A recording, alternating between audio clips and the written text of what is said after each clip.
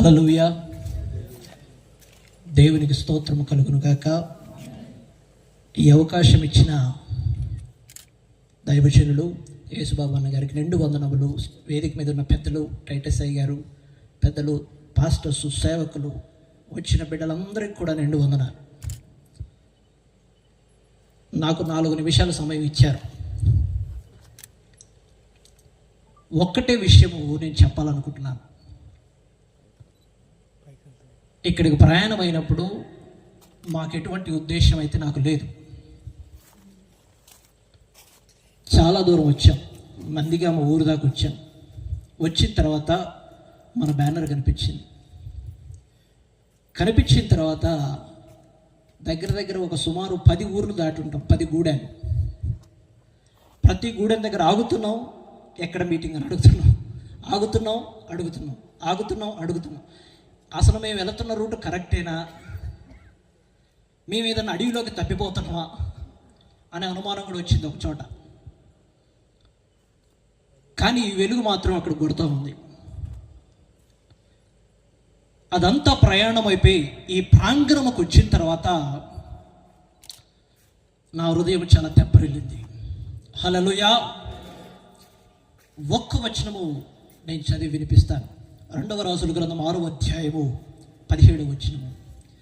యెహోవా వీడు చూచినట్లు దయచేసి వీని కళ్ళు తెరవమని ఎలీషా ప్రార్థన చేయగా యెహోవా ఆ పనివాని కళ్ళను తెరవజేసెను గనుక వాడు ఎలీషా చెట్టును, పర్వతము, అగ్ని గుర్రముల చేత, రథముల చేతను నిండి ఉండుట చూచెను. హల్లెలూయా. ఇక్కడికి వచ్చేదాకా కూడా ఇక్కడ ఇంత ఘనంగా, ఇంత గొప్పగా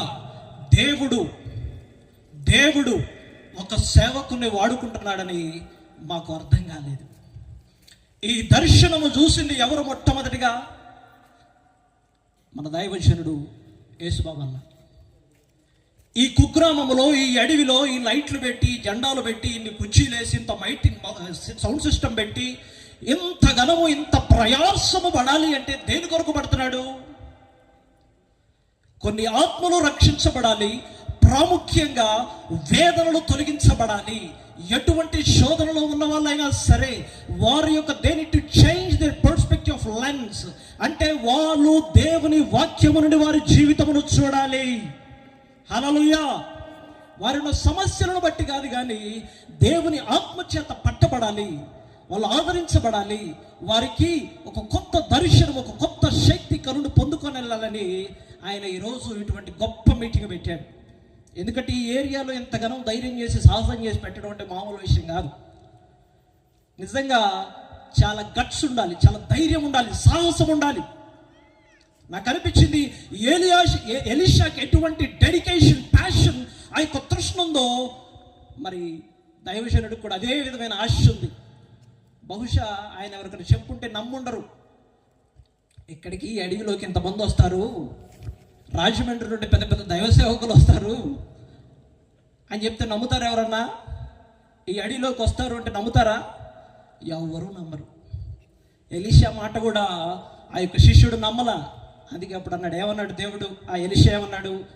దేవా, వీని కళ్ళు తెరవచి, ఇక్కడున్న శక్తి, ఇక్కడున్న కాపుదల, ఇక్కడ జరగబోతున్న అద్భుతాలు, ఇక్కడికి వచ్చిన తర్వాత నుండి వీళ్ళు మునుపటి వలె ఉండరు. They are going to change, there are going to be transformational changes.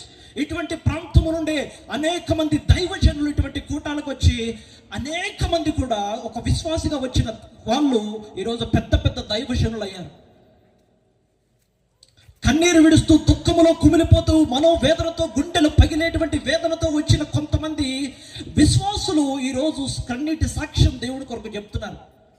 అంటే ఇటువంటి కుగ్రామంలో దేవుడు ఇటువంటి దైవజనుని ఎన్నుకున్నాడని నాకు చాలా సంతోషం వేసింది. అప్పుడు అనిపించింది, అంటే ఈ దైవజనుడు చూడగలిగాడు, ఈ దైవజనుడు ఇక్కడ దర్శనాన్ని చూడగలిగాడు, ముందుగానే చూడగలిగాడు. దేని ద్వారా చూడగలిగాడు ఆయన? కలగన్నారు ఆయన ఏమన్నా? దేవుని వాక్యము చేత ఈ దర్శనమును చూశారు. హల్లెలూయా. దేవునికి స్తోత్రము కలుగును గాక. ఒకవేళ మనము కూడా మన యొక్క సమస్యలను మనం చూస్తున్నామేమో మన జీవితంలో, కానీ we need to change the lens. మనము దేని నుండి మన సమస్యను చూస్తున్నాము, మనము దేని నుండి ఈ యొక్క లోకంలో ఉన్న సిచ్యువేషన్స్, మన సర్కమ్స్టాన్సెస్ని, మన యొక్క ఆర్థిక పరిస్థితుల్ని, అనారోగ్య పరిస్థితుల్ని, ఉద్యోగ పరిస్థితుల్ని దేని నుండి మనం చూస్తున్నాం? మన శక్తి చేత, ధనము చేత, బలము చేత మనం చూస్తున్నామా, దేవుని వాక్యం ఆధారం చేసుకొని చూస్తున్నామా అనేది నేను చెప్పాలనుకుంటున్నాను. ఆ దైవజనుడు ఈరోజు దేవుని ఆధారం చేసుకొని చూశాడు కాబట్టి ఇటువంటి మంచి మీటింగు, ఘనమైన మీటింగు, ఇటువంటి దైవజనుడు రావటానికి, మీరు అందరూ ఇక్కడికి రావడానికి దేవుడు కృప చూపాడు. హల్లెలూయా. కాబట్టి మనము కూడా దేవుని వాక్యమును, దర్శనమును ఆధారం చేసుకొని ముందుకు వెళుదాము గాక. ఆమేన్. Thank you. ఒకసారి బిగ్గరగా చెప్పులు కొడతామా? డాక్టర్ గారిని బట్టి నిజంగా అద్భుతంగా ఒక సేవకులు ఎంత ఫ్యాషన్ లేకపోతే ఎంత భారంతో మాట్లాడతారో, నిజంగా ఒక దర్శనంతో వారు మాట్లాడటం నిజంగా చాలా సంతోషం. వారికి ప్రత్యేకమైనటువంటి వందనాలు తెలియజేస్తున్నాను.